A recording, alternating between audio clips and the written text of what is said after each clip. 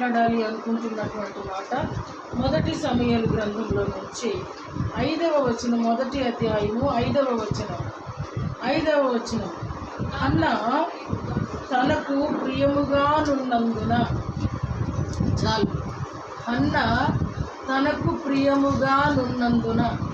ఇంగ్లీష్లో అయితే ఉంటుంది అతడు తనని ఎక్కువగా ప్రేమించినందున, ఉంది ఇక్కడ కూడా.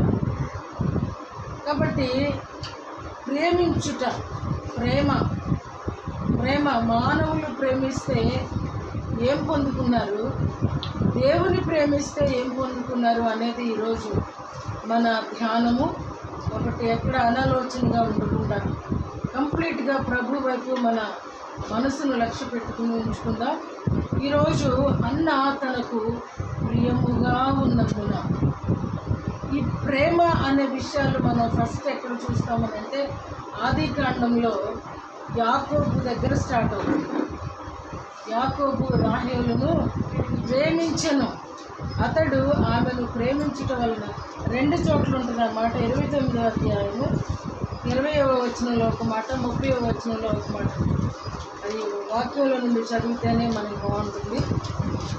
ఆది కాండము చదువునన్న, ఆది కాండము 29వ అధ్యాయము. అతడు లేయా కంటే రాహేలును బహుగా ప్రేమించి. చాలు ఆ మాట. లేయా కంటే రాహేలును. 20వ వచనం కూడా చూడండి, 20వ వచనం.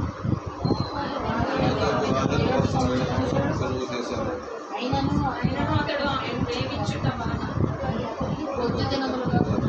దేవుని ప్రేమ పక్కన పెడితే మానవుల ప్రేమ ఎలా ఉందంటే భార్య కంటే కూడా ప్రేమించిన వ్యక్తిని అధికంగా ప్రేమించాడంట, లేదా బహుగా ప్రేమించాను. మరొక మాట ఏమనుంది అంటే 7 సంవత్సరాలు 5 సంవత్సరాల్లాగా ఇవ్వంటారు, రోజుల్లాగా గడిచిపోయాయంట. ఏంటంటే మానవ ప్రేమ బాబా ఏమి నిండిపోయిందో యాకోబులో. ఎడు చూసినా రెచ్చల్లే కనపడుతుంది కదా, అలాంటిది ప్రేమ. అయితే ఇంకొక ఆమె కూడా అలాగే ప్రేమించింది. ఎవరిని అంటే దావీదు గారిని. చూద్దామా సమూయేలు గ్రంథం 18వ అధ్యాయము, మొదటి సమూయేలు గ్రంథం 18వ అధ్యాయము 20వ వచనం. అయితే తన కుమార్తె అయిన మీకాలు దావీదు మీద ప్రేమ కలిగి ఉండగా చాలు. ఈమెవరు? సౌలు కుమార్తె మీకాలు దావీదుని ప్రేమించిందని. అంటే చాలామంది ప్రేమికులు బైబిల్లో ఉన్నారు. ఏం పరిస్థితి కూడా అదే. హన్నా పరిస్థితి కూడా పెనిన్నా కంటే హన్నా మీద బహు ప్రేమ ఎక్కువ అన్నమాట. అందుకనే పిల్లలు లేకపోయినా సరే 2 వాటాలు ఇవ్వడం. తర్వాత ఏమంటున్నాడు, 10 మంది కుమారుల కంటే నేనే గొప్ప నీకు అంటున్నాడు. బాబా కడుపు నిండా నిండిపోయినట్టుంది ప్రేమ. ప్రేమికులందరికీ ఎలాగే ఉంటుందేమో. అంటే ఒక వ్యక్తిని ప్రేమిస్తే ఇంకొకరిని ఇముడ్చుకోలేదన్నమాట. వీళ్ళందరూ పరిస్థితి అదే. లేయ గురించి వ్రాయబడి ఉంటుంది, యాకోబు ఆమెను ద్వేషించుట యెహోవా చూచెను. అంటే ఏం చేస్తున్నారండి, ఒకళ్ళనే ప్రేమించగలరు. మనుషుల్ని ప్రేమించేవాళ్ళు మీ హృదయాలలో అండర్లైన్ చేసుకోండి. మనుషులు ఎవరైనా ప్రేమలో పడ్డారు అని అంటే ఆడైనా ఆమె అయినా ఎవరినండి, వాళ్ళని మాత్రమే ప్రేమించగలుగుతారు. అంటే పక్కన వాళ్ళని, ఇక్కడ ఇద్దరిని చూస్తున్నాం. ఇక్కడ ఎల్కానాని చూస్తున్నాము, అక్కడేమో యాకోబు గారిని చూస్తున్నాం. పాపం దావీదు గారికి చాలామంది ఉన్నారులే. అయితే వీళ్ళలో విశేషం ఏంటంటే ఇంకొక 3 శ్రేష్టమైనటువంటి స్త్రీలు ఉన్నారు బైబిల్లో. వాళ్ళు ఎంత శ్రేష్ఠులు అని అంటే రూతు మనం ధ్యానించాం.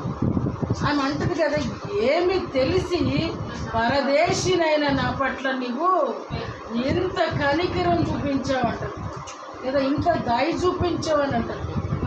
ఎస్తేర్ అంటది, నీ కటాక్షము లేదా నీ దయ నా మీదకి వస్తాయి, నీ దయ నా మీదకి వస్తాయి. ఇంకొక స్త్రీ ఉంది అబిగయిలు. ఇప్పుడు ఇంకొక స్టెప్ ఎక్కువ. ఇంకొక మెట్టు ఎక్కువ ఆవిడైతే ఏకంగా ఆ రాజుగారు ఎదుట సాష్టాంగ పడిపోయి, ఎందుకంటే ఆమెకు భర్త ఉన్నాడు కానీ ఆడంట మోటోడంట, మాట్లాడడం రాదంట, మొరటివాడు అన్నమాట. ఆ పేరుకి అర్థం అదేనంట.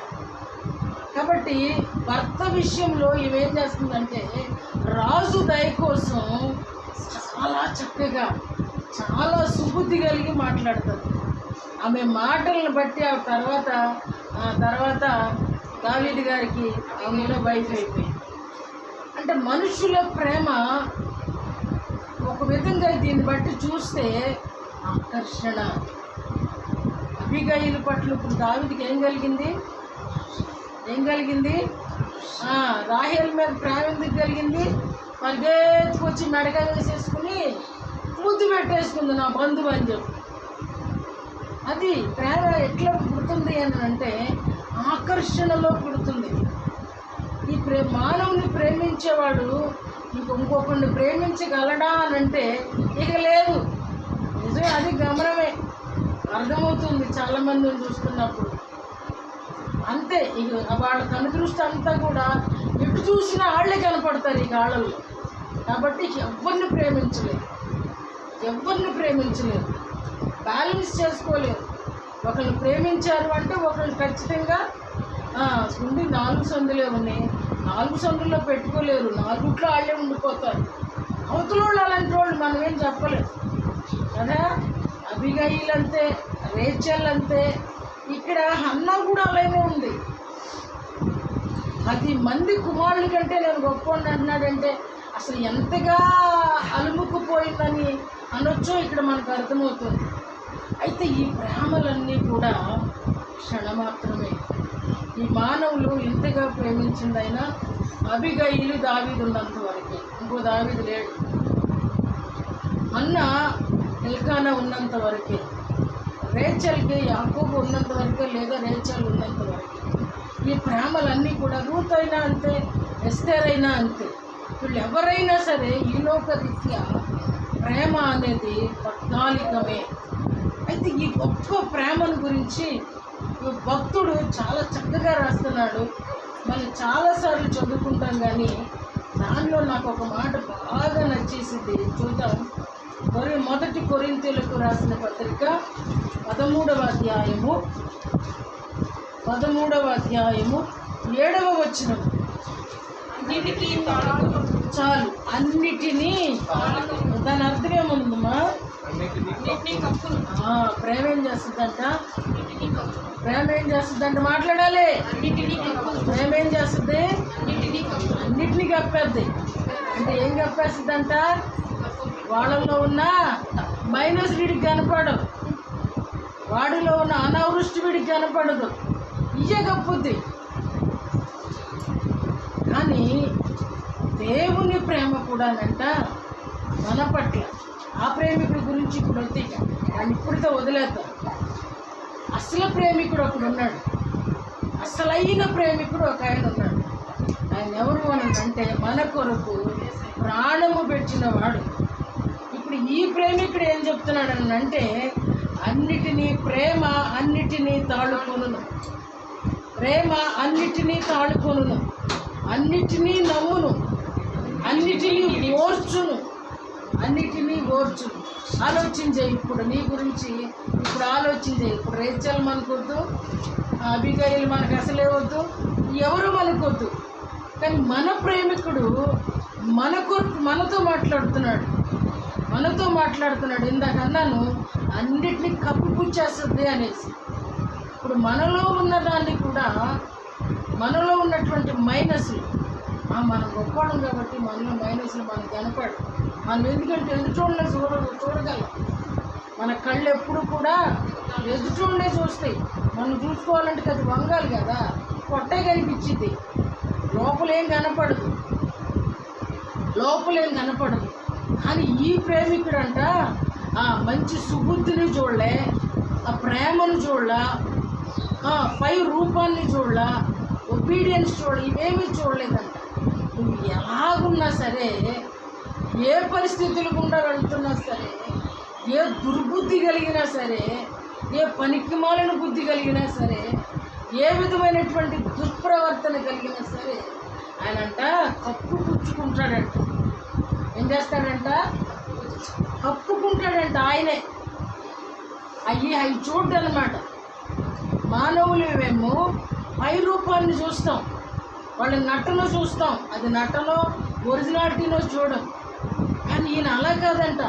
మన నటన తెలుసు, మన ఒరిజినాలిటీ తెలుసు ఈయనకి. అయినప్పటికీ కూడా మన నటనంట ఆయన ఏం చేస్తాడంటండి, సరే పోనీ తాళుకుంటాడంట. సరే ఆగరా బాబు, ఆగరా నాయన, అక్కడ ఆగరా అన్నాడు. నమ్ముతాడంటండి ఆయన మనిషిని నమ్మే దేవుడు అంట. చూడండి, అన్నిటినీ నమ్ముతాడంటే. నువ్వేం చెప్పినా, నువ్వు అబద్ధం చెప్పినా నిజం చెప్పినా సరే ఆయన కావాలని నమ్ముతున్నాడండి. ఎందుకంటే మనకి నమ్మకం కలగడానికి. నువ్వు చెప్పాను ఎవరిమే అన్నాడు అనుకోండి, ఒకరోజు ఎప్పుడన్నా ఉంటాయి అవక మానం. ఇది అంటారు కదా, ముందు ఉంది ముసళ్ళ పండుగ అని. ఆయనతో ప్రయాణం చేస్తున్నప్పుడు అప్పుడు అలాంటిది వస్తుంది. ఏమన్నా అబద్ధం ఆడుతున్నాం అనుకోండి, నోరుమే ఏడ్చవలే, నాకు తెలుసులే అంటాడు. అనడనుకుంటున్నారు మీరు? ఆ ప్రయాణం కొంత కొనసాగాల. ఆయనతో కలిసి ఆనోకుతో ప్రయాణం చేస్తున్నప్పుడు వాళ్ళకిద్దరికీ కూడా హ్యాగవయ్యా అనే పరిస్థితి రాలా. కాబట్టి ఎక్కడికి వెళ్ళిపోయాడు అని అంటే పరలోకానికి తీసుకెళ్ళిపోయాడు. ఆనోకు సంభాషణలో ప్రభు నువ్వు ఆగరా బాబు ఉండు అనే మాట రాలా. ఆనోకు అటువంటి గొప్ప ప్రార్థనా పరుడు. కానీ మనకు వచ్చేసరికి మనం వెళ్ళవలసిన పరిస్థితి వచ్చిందనుకోండి, ఇలాగే సొల్లు కొడతా ఉన్నాం అనుకో, ఆయన దగ్గర కొంతవరకు ఓర్చుకుంటాడు. సరే చెప్పు అసలు తెలుసులే అని. ఆ తర్వాత కానీ అప్పుడేం చేస్తాడంటే ఈ చెప్పింది చాలు, చెప్పు నిజంలోకి ఇప్పుడు రా. ఆయన దగ్గర పరస్కాలు కుదరవు అనే దగ్గర ఈయన అంటున్నాడు, ప్రేమ గురించి రాస్తూ పౌలు భక్తుడు అంటున్నాడు, ప్రేమ అన్నిటినీ చాలు. అది ఏ ప్రేమ గురించి చెప్తున్నాడు అని అంటే దేవుని ప్రేమ. ప్రేమికుడు ఓర్చుకుంటాడు అన్నీ. ఆడికి ఇంకో బాయ్ ఫ్రెండ్ ఉందంటే ఓర్చుకుంటాడు. నొరుకుతున్నారు. దేవుని ప్రేమ అన్నిటినీ కూడా అనుకుంటుందంట. అంటే ఈరోజు మనం ఆయన ప్రేమికులు అండరుగా నిలబడడానికి కారణం ఏంటి అని అంటే మంచోళ్ళని నిలబడలేదు అనేది నేను మీకు జ్ఞాపకం చేస్తాను. మనం మంచోళ్ళమని ఆయన ఎదుట నిలబడలేదు, మనం నీతిమంతులమని ఆయన మనల్ని బ్రతికినివ్వడం లేదు. మీరు నీతిమంతులు కాబట్టి నిత్యము బతికిపోండి అని అంటలేదు. ఏంటంటే ఆయన అన్నిటినీ కూడా ఏం చేస్తాడంటే ఆయనంట కొన్నిసార్లు చూచి చూడనట్టు ఉంటాడంట. ఆయన ఉంది వాక్యంలోనే ఆ మాటలు ఉన్నాయి. ఆయన ఒకప్పుడైతే అంతటా చూడనట్టుగా ఉన్నాడంట. ఇప్పుడైతేనంట అందరూ కూడా మారు మనసు పొందాలని ఆయన క్రొత్త ఆజ్ఞ ఇస్తున్నాడు. ఒకవేళ నువ్వు పసిబిడ్డగా ఉన్నప్పుడు ఆయన చూడనట్టే. ఒక యవనస్తుడు బలవంతుడిగా ఉన్నావు అని అంటే ఆడుకుంటున్నాడు, ఆయన ఓర్చుకుంటున్నాడు. ఆ మాట కూడా ఉంటుంది ఇక్కడ. ప్రేమ అన్నిటినీ ఓర్చును. యవన కాలం దాటొచ్చేసాము అని అంటే ఓర్చుకుంటే దాటొస్తున్నాం. యవన కాలం దాటొచ్చిన ప్రతి ఒక్కరు కూడా నీతి సూత్రాలు చెప్పడానికి లేదు. ఆయన నన్ను ఓర్చుకుంటేనే ఒక రోజు గడుస్తుంది, ఒక సంవత్సరం గడుస్తుంది, ఒక పరిస్థితి నుంచి బయటపడగలుగుతున్నాం. ఆయన అన్నిటినీ కూడా ఓర్చుకునేదే. ఆయన ప్రేమలో ఏముంది అని అంటే ఓర్పు ఉంది. ఎంతగా ప్రేమ అంటే ఆయనకి మన కొరకు ప్రాణాన్ని కూడా లెక్క చేయనంత ప్రేమ. ఆయన ప్రాణం విలువ మనకంటే చాలా తక్కువైపోయింది. ఆయనకి ఒక ప్రాణం నిలబెట్టడానికి ఆయన ప్రాణాన్నంట దానంగా ఇచ్చాడంట. ఆయన అంతటా ఆయనంట బలిపీఠం మీదకి వచ్చాడంట, నేను బలు పశువుని అయిపోతాననేసి. అంతటి ప్రేమ. అందుకని ఈ ప్రేమను గురించి మొట్టమొదటి మాట ఏమంటున్నాడంటే, దేవదూతల భాషలతో నేను మాట్లాడినను ప్రేమ లేనివాడనైతే నేను వ్యర్థుడను. చాలామంది టంగ్స్ మాట్లాడతారు, మంచిదే. అదే నువ్వు గొప్ప అనుకున్నావు అనుకో, వాళ్ళే గొప్పోళ్ళని నువ్వు అనుకున్నావు అనుకో, నీకు రాకపోయినా అక్కడే నువ్వు పల్టీ కొట్టేస్తున్నావు. బైబిల్ చెప్తోంది ప్రేమ లేకుండా టంగ్స్ మాట్లాడిన ఉపయోగం అనేది లేదు లేదు. ఆయన ఎంతగా ప్రేమిస్తున్నాడు అని అంటే, ప్రేమ లేనివాడైతే వ్యర్థుడను. పౌలు భక్తుడు అంటున్నాడు, నేను ఎంతగా ప్రయాసపడి మీ కొరకు నేను కూడా పానార్పణముగా పోయబడ్డాను అంటాడు పౌలు భక్తుడు. నేను పానార్పణంగా పోయబడ్డా. నేను దెబ్బలు తిన్నా, వస్త్రహీనుడిగా ఉన్నా, ఆకలి దెబ్బలతో ఉన్నా, ప్రమాదాలలో ఉన్నా, ఇరుకులలో ఉన్నా, ఇబ్బందులలో ఉన్నా, ప్రయాణము సొంతోళ్ళ వల్ల, బయటోళ్ళ వల్ల, యూదుల వలన ఎన్నో ప్రమాదాల గుండా వెళ్ళాను. అయినప్పటికీ నేను ప్రేమ లేకపోతే ఇన్ని కష్టాలు పడినా, మొదటి మాట ఏమంటున్నాడంటే, నీవు భాషలతో మాట్లాడిన ప్రేమ లేకపోతే వ్యర్థం. పౌలు అంటున్న మరొక మాట ఏంటంటే, నీకు ఎన్ని రకాల తలాంతులు ప్రభు కొరకు నువ్వంతా తీసుకొచ్చి ప్రభు పాదాల దగ్గర పెట్టినా, నీ జీవితం అంతా కలిపి పెట్టినా సరే ప్రేమ లేకపోతే ఆయన నన్నే అనుకున్నాడు. చూడండి, ప్రేమ లేనివాడనైతే నేను వ్యర్థుడను. ఇతరులకు చెప్పట్లా, చదువుకోండి. ఈ బైబిల్ అండర్లైన్ చేస్తున్నాను. ప్రేమ లేకపోతే నేను వ్యర్థుడను. ఇంకా మంచి మాట 4వ వచనం చెప్తుంది.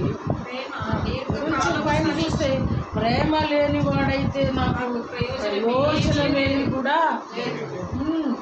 నువ్వెంత భక్తి చేసినా, ఎంత బుద్ధి పెట్టినా, ఎంతమంది పేదోళ్ళని చేర్చుకున్నా, ఎంతమందికి నువ్వు ఆశ్రయం ఇచ్చినా, ఎంతమంది మానవ సేవ చేసినా, మాధవుని సేవ, మాధవ ప్రేమ లేకుండా ప్రయోజనం అనేది రాదంట.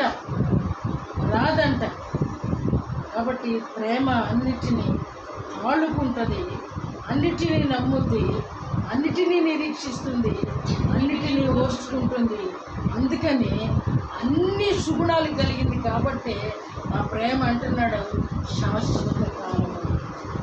ప్రేమ శాశ్వత కాలముందును. ప్రేమ అని చెప్పుకుంటున్నాడు. అసలు ఈ ప్రేమ అంటే ఏంటి అంటే, ఇద్దరు వ్యక్తులు కలిసి ఉంటేనే ప్రేమ.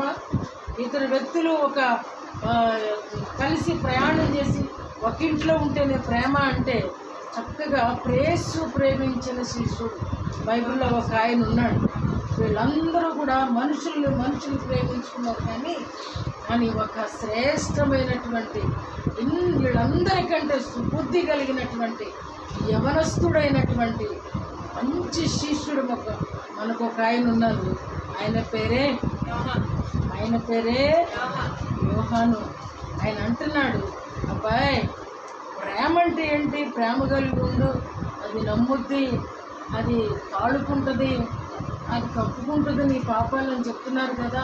అసలు ప్రేమ అంటే ఏంటో నేను చెప్తా రమ్మని పిలిచి అంటున్నాడు ఆయన. చూడండి, 4వ అధ్యాయము 7వ వచనం. ప్రియులారా, మనము ఒకరినొకడు ప్రేమింతము. ఎలయనగా ప్రేమ దేవుని మూలముగా కలుగుచున్నది. ప్రేమించు ప్రతి వాడును దేవుని మూలముగా పుట్టినవాడై దేవుని ఎరుగును. దేవుడు ప్రేమాస్వరూపి. ప్రేమ లేని వాడు దేవుని ఎరుగడు. మనము చాలు. ఇక్కడ చూడండి, ఇక్కడ చెప్తున్నాడు ప్రేమ ఏమని చెప్తున్నాడండి? దేవుని మూలముగా కలుగును. ప్రేమ ఎక్కడి నుంచి వస్తుంది? దాన్ని ఇంకా చక్కగా చెప్తున్నాడు. అసలు ఆ ప్రేమ ఎవరు అనంటే దేవుడే ప్రేమ. కింద ఫుట్ నోట్లు ఏమనుంటుంది అనంటే దేవుడు ప్రేమయై అంటున్నాడు. ఇందాక పౌలు చెప్పినటువంటి ఆ ప్రేమ ఎక్కడి నుండి వచ్చిందనంటే దేవుడే ప్రేమ. ప్రేమ ఈజ్ ఈక్వల్ దేవుడు ఈజ్ ఈక్వల్ ప్రేమ. కాబట్టి ఆ ప్రేమ ఒకరినొకరిని ఆకర్షణలోను వికర్షణలోను పుట్టేది కాదు. నచ్చినప్పుడు ఆకర్షణ, ఇష్టం లేకున్నప్పుడు వికర్షణ. కాబట్టి ఇది కాదు. కానీ దేవుని నుండి వచ్చేటువంటి ప్రేమ ఎంత శ్రేష్టమైందంటే దేవుడే ప్రేమ. ఇంకా దానికి చక్కగా చెప్తున్నాడు, ప్రేమ దేవుని మూలముగా కలుగుతుంది. ఆ ప్రేమ మనం ఒకరినొకరిని గౌరవించుకోవాలన్నా, ఒకరినొకరు ప్రేమించుకోవాలన్నా, ఒకరినొకరు క్షమించుకోవాలన్నా, ఒకరినొకరు పాపాలు కప్పిపుచ్చుకోవాలన్నా అది ఎలాగ సాధ్యం అని అంటే ఒక దేవుని ప్రేమ ద్వారానే సాధ్యం. ఆ దేవుని ప్రేమ నీలోకి ఎలా వస్తుంది అని అంటే దేవుడే ప్రేమ అయి ఉన్నాడని తెలుసుకున్నావు. ఆ ప్రేమ దేవుడే అని తెలుసుకున్నప్పుడు అంటే నీ హృదయంలో, నా హృదయంలో దేవునికి అవకాశం ఇచ్చినప్పుడు, దేవునికి స్థానం ఇచ్చినప్పుడు. ఈయన ఒకటే కాదండి, ఇంచుమించు 3 అధ్యాయాలు రాశాడు ప్రేమ గురించి. ఎందుకంటే యేసు ప్రేమించిన శిష్యుడు, ఆయన హృదయ చప్పుడు విన్నటువంటి శిష్యుడు, ఆయన హృదయంలో ఉన్నదంతా కూడా ఈయన ఒక విధంగా లాగేసుకుని చుర్రేసుకున్నటువంటి శిష్యుడు. కాబట్టి ఆ ప్రేమ గురించి మొదలుపెట్టిన 1st అధ్యాయం దగ్గర నుంచి ఇంచుమించు ఆయన మొదటి పత్రికలు 5 అధ్యాయాలు ఉంటాయి. ఎక్కడొక చోట ప్రేమ అనే మాట తగలకుండా ఉండదు. అసలు 4వ అధ్యాయం 3వ అధ్యాయం అయితే కంప్లీట్గా అసలు ఇంకా బలమైన మాట ఏమంటున్నాడంటే 3వ అధ్యాయము 14వ వచనంలో అంటున్నాడు, ప్రేమ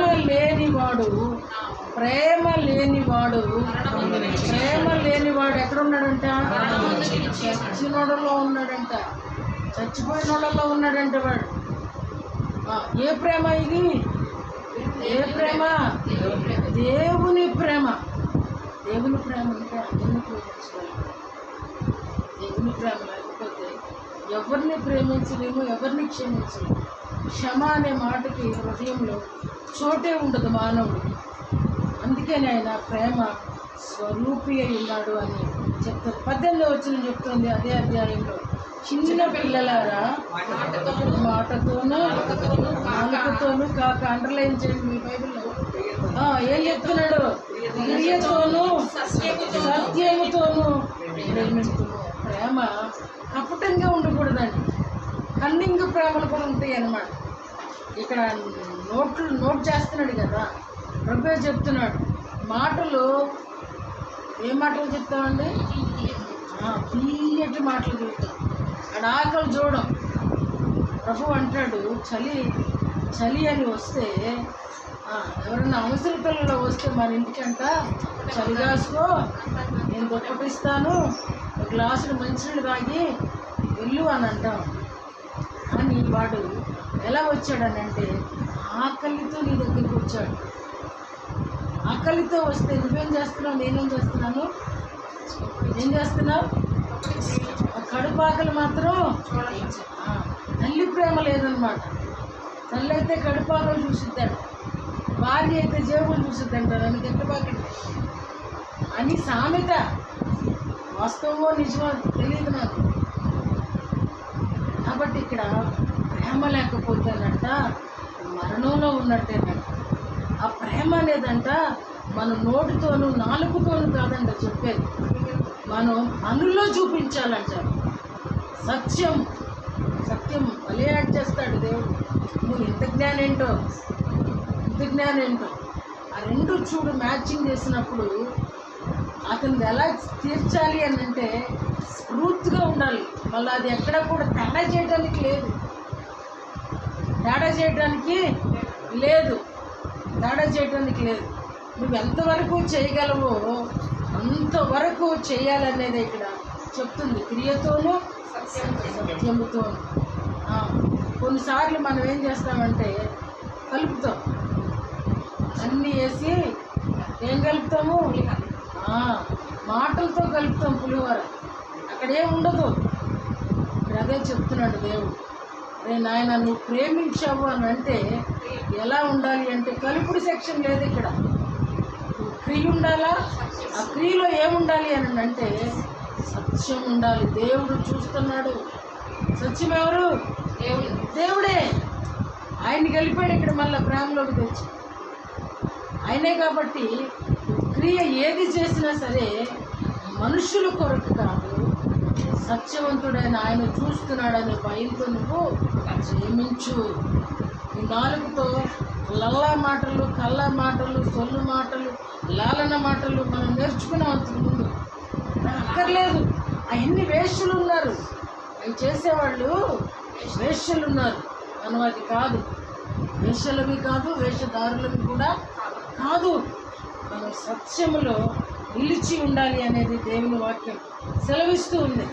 తర్వాత ఇక్కడ చూస్తే కదా 5వ వచనం దగ్గర నుండి మనం గమనిస్తే 4వ అధ్యాయము 5వ వచనం దగ్గర నుండి వారు లోక సంబంధులు కనుక లోక సంబంధులైనట్టు మాట్లాడుదు, లోకము వారి మాట వినుడు.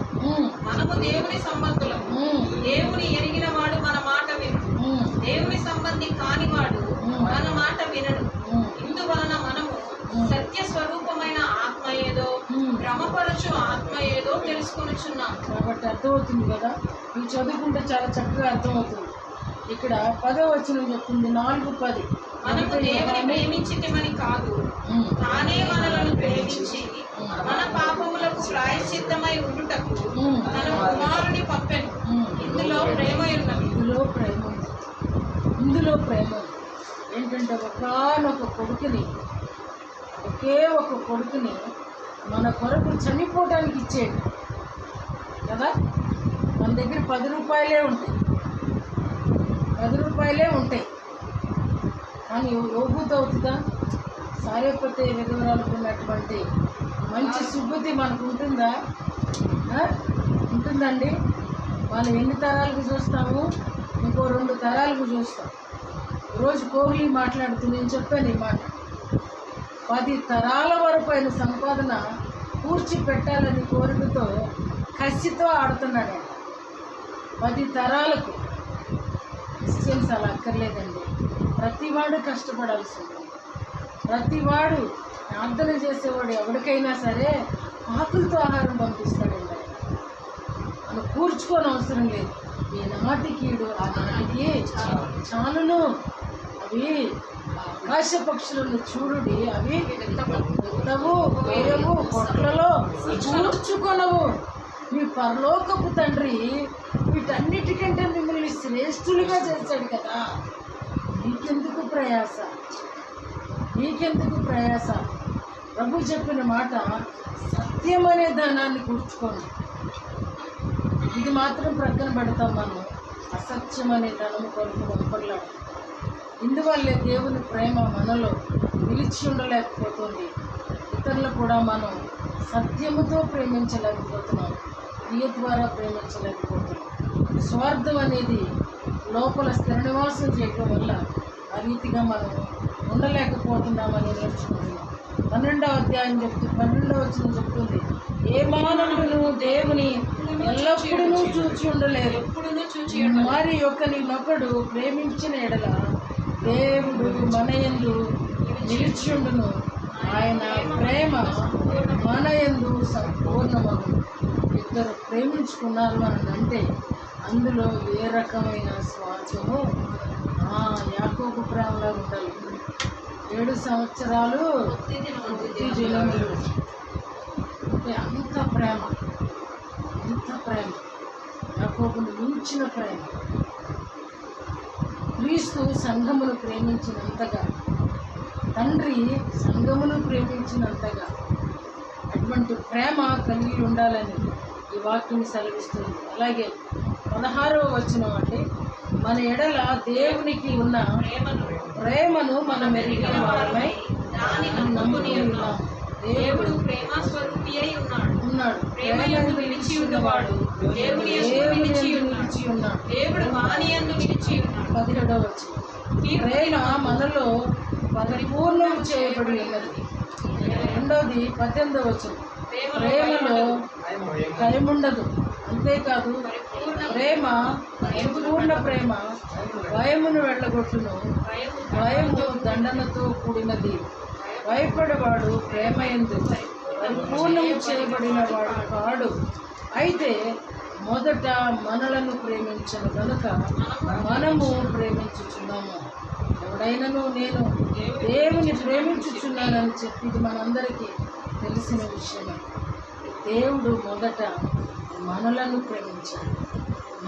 ప్రేమించి మన కొరకు ఆయన ఏక కుమారుని భూమి మీదకి పంపించి మన పాపములకు శాంతికరమై ఉన్నాడు అనే మాట కూడా ఈ అధ్యాయంలోనే ఉంటుంది. ఇక్కడ పిలిపత్రికలోనే ఉంటుంది. 2వ అధ్యాయంలో ఆ మాటలు ఉంటుంది.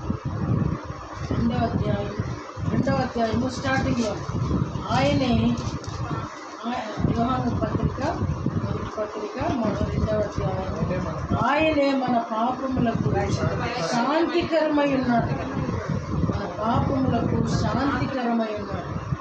తర్వాత 10వ వచనం తన సహోదరుని ప్రేమించువాడు వెలుగులో ఉన్నాడు.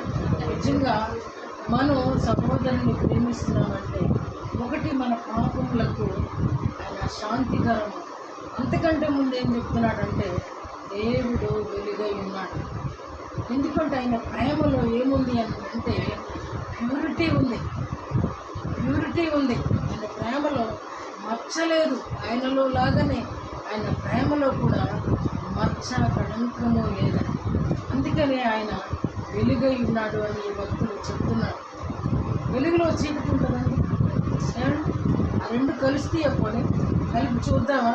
రంగుల్లాగా కలవడమే ఉండదు. ఆయన వెలుగై ఉన్నాడు. ఆయన ప్రేమించేవాడు కూడా ఇంకొక మాట కూడా ఇక్కడే ఉంది.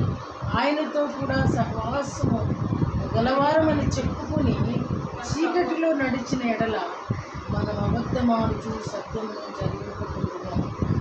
ఆయన వెలుగులో ఉన్న ప్రకారం మనమును వెలుగులో నడిచిన ఎడల ఆయనతో అన్యోన్య సహవాసం గలవారు. 2వ మాట మన పాపములకు ఆయన శాంతికరమై ఉన్నాడు. 3వ మాట చెప్తుంది 5వ వచనం 2:5 ఆయన వాక్యము ఎవడు గైకొనునో వానిలో దేవుని ప్రేమ నిజముగా పరిపూర్ణమైంది. ఎవరిని కనుక యేసు ప్రభుని మన లోపల తెచ్చేసుకోవడం కుదురుతా? ఏమండి, యేసు ప్రభుని మన లోపల పెట్టేసుకోవడం కుదురుతా? కుదురుతుంది. ఆయన ఆత్మస్వరూపి.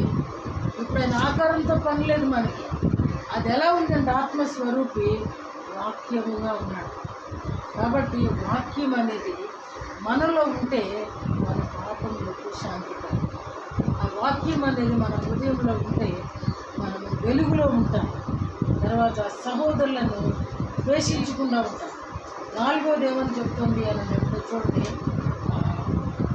15వ వచనం. ఈ లోకమునైనను లోకములో ఉన్న వాటినైనను ప్రేమింపకుడి. ఎవడైనను లోకమును ప్రేమించిన ఎడల తండ్రి ప్రేమ వారిలో ఉండదు. లోకములో ఉన్నదంతయు అనగా శరీరాశ, నేత్రాశ, జీవపుటంబమును తండ్రి వలన పుట్టినవి కావు. అవి లోక చాలు. ఈ 4వ వచనం దీనిలో పరిపూర్ణమైన మాట ఏంటంటే లోకములో ఉన్న వాటినైనను ప్రేమింపకుడి. ప్రభు చెప్తున్న మాట అంటే అంత లోకంలోకి వర్తిస్తుందో వర్తించట్లేదు. ఇప్పుడు లోకంలోనే మనుషులు ఉన్నారు కదా. మీరు ఒకరినొకరిని ప్రేమించుకోమన్నాడు కాబట్టి నేను వెళ్ళి అమ్మాయిని ప్రేమిస్తే అమ్మాయి వచ్చి అబ్బాయిని ప్రేమిస్తే ఇదే యేసయ్య చెప్పాడని తప్పు టీచింగ్లోకి వెళ్ళామనుకో తలకాయ ఎగిరిపో. ప్రభు చెప్తున్న మాట ఏంటి అంటే మీరు ప్యూర్లో ప్రభు సంఘాన్ని ఎలాగ ప్రేమించాడో, సంఘాన్ని ఎలా క్షమించాడో, ఒకవేళ మీ ఎదుట నీ సహోదరుడు ఒకవేళ అలాంటి తప్పుడు వాడైతే తప్పుకో. ఒకవేళ అబద్ధికుడైతే నమ్ము. వాడు ఒకవేళ అలాంటి అపహాస్యం చేసేవాడే అనుకో, ఏం చేస్తాం? తప్పుద్దా? మనమే లోపడాలి అనేది ఇప్పుడు చెప్తాం. అందుకని ప్రేమ అన్నిటికీ లోబడిద్దాం. కాబట్టి మనము లోకంలో ఉన్న వాటినైనను ప్రేమించొద్దు. లోకములో ఉన్నవాటి లోకములో ఉన్నదంతా కూడా శరీరాశ, నేత్రాశ, జీవపుడం. లోకంలో ఎవరున్నారు అని అంటే రకరకాల మనుషులు ఉన్నారు. కాబట్టి ఎరిగి తెలుసుకో. నీకు ఒక ప్రతిష్ఠిత ఉంది, నీకు ఒక ప్రత్యేకత ఉంది. నువ్వు దేవుని బిడ్డవు. అన్ని అన్నీ తినగలిగిన ఏ భూమి మీద ఉన్నాయి. కుక్కను తింటారు వెళ్ళి ఉండరు కదా. తినేటప్పుడు కావాలా ప్రత్యేకం, సహవాసం చేసేటప్పుడు మాత్రం ఎవరైనా పర్లేదా? ఆలోచన చేసి ప్రభువు చూస్తున్నాడు, ఇది ప్రభువు చూస్తున్నాడు అనే భయంతో, ప్రభువు చూస్తున్నాడు అనేటువంటి విశ్వాసంతో మనం ప్రేమించాలి. సహోదర ప్రేమించడం అంటే చెల్లో తల్లో. ఈ లోకం ఎలా అయిపోయిందని అంటే, నిన్న బిడ్డ చెప్తుంటే నాకు ఎంత బాధ వేసిందంటే, ఎలా ఉంది అని అంటే సిస్టర్ అంటే లవ్వే అంట, చచ్చిపోతారు. ఈవేళ ఎంత దౌర్భాగ్యంగా. అందుకనే లోకంలో ఉన్నదంతా కూడా ఏంటంట శరీరాశ, నేత్రాశ. అందుకే వేసే చెప్తున్నాడు, అరే నాయన లోకంలో ఉన్నదంతా అదేరా, అలాంటి ఆకర్షణలో పుడతాయి. అంతా ప్రేమించాడు. 7 ఏళ్ళు కూడా ఒక రోజులాగా గడిచిపోయింది. తర్వాత పిల్లల్ని పోయా అని అడిగింది. అప్పుడు ఏమొచ్చింది ఆయనకి? ఏమొచ్చింది యాకోబుకి? దేవుడికి ప్రతిగా నేనున్నానా అని యాకోబు కోపము రాహేలు మీద రగులుకోలేను. లోకంలో ప్రేమ కోపాలు రగిలిచ్చిద్దంట, మంట పెట్టిద్దంట. వాటి దేవుని ప్రేమ మనల్ని మండించిందంట. మండుతూ ప్రకాశించుచుంది, దీపమై ఉండెను. యోహానును రగిలించింది, మండించిందంట. అతడు మండుచు ప్రకాశించుచున్నాడు, దీపము. ఇలాగండి ఇప్పుడు ఆ యోహాను గారి అంటున్నాడు, అబ్బాయి ప్రేమే దేవుడు. లోకాన్ని ప్రేమించబాక, దేవుడు ఒక్కడే సంపూర్ణమైన పరిపూర్ణమైన ప్రేమ నీలో నిలపగలడు. కాబట్టి ఆయన ఒక్కడే ప్రేమ స్వరూపి. నేను ఆయన తట్టి చూచా. నేను ప్రేమించిన శిష్యుడిగా నేను చెప్తున్నా, ఈ లోకంలో మీరెవరిని కూడా ప్రేమించొద్దు. శరీర సంబంధమైన ప్రేమలొద్దు, ఆత్మానుసారంగా ప్రేమించు. ప్రభు పక్షంగా ప్రభు హృదయం కలుగు, సహోదరునిగా ప్రేమించు. దైవత్వంలో ఉండు, దీనుడివై ఉండు. దేవుని కృప ఆవరిస్తుంది. అటువంటి మనము కూడా ప్రేమ స్వరూపి అయిన ప్రభు పక్షముగా నిలబడాలంటే ఇప్పుడు అక్కర్లేదు. కానీ ఒక దినాన్న నేను నిలబడని పారిపోవటానికి లేదు. అప్పుడు కాడేసి లాగి నించోబెడతారు. ఎక్కడో చెప్పనా? ఎడం ప్రక్క నించోబెడతారు. నించోబెట్టి పారిపోతా కూడా అగాధాలు ఉన్నాయంట. అక్కడ మామూలుగా ఉండదు. అక్కడ జడ్జిమెంట్, ట్రీట్మెంట్.